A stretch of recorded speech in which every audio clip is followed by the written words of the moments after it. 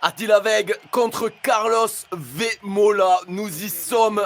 Alors voilà, on est sur cette image-là. Le Terminator arrive.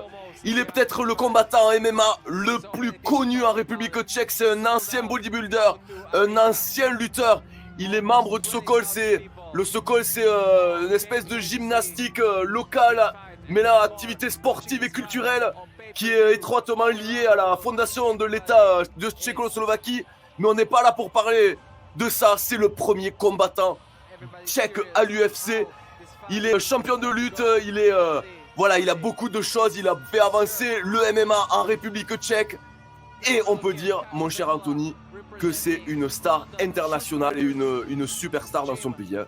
Ah, exactement. Carlos Vemola, en fait, il a beaucoup évolué aussi dans le milieu en fait anglais du MMA parce qu'il a été installé pendant très très longtemps en Angleterre. D'ailleurs, il me semble que dans son nombre de coins, il y a toujours quelqu'un qui est du London, du Shoot Fighter, je pense, que je crois bien reconnaître. Il a un style, c'est un lutteur très fort physiquement, qui aime. Voilà, sa stratégie, on la connaît. Il est très très connu.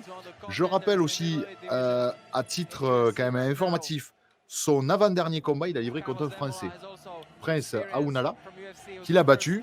Alors, le problème, en fait, beaucoup de gens disent on sait ce que va faire Carlos Vemola. Le problème, c'est qu'on a peu de gens arrivent à l'arrêter. Voilà, très fort en lutte, il amène au sol, ground and pound, et quand ça se présente, éventuellement la soumission. Voilà, on le voit, bon physique. Alors, il a changé aussi. C'est vrai qu'à l'époque, il avait été des fois beaucoup plus musculeux encore que ça. Il a maintenant un physique encore plus adapté pour le combat. Un combattant rugueux et comme vous disiez, très très connu en Slovaquie ou en République tchèque.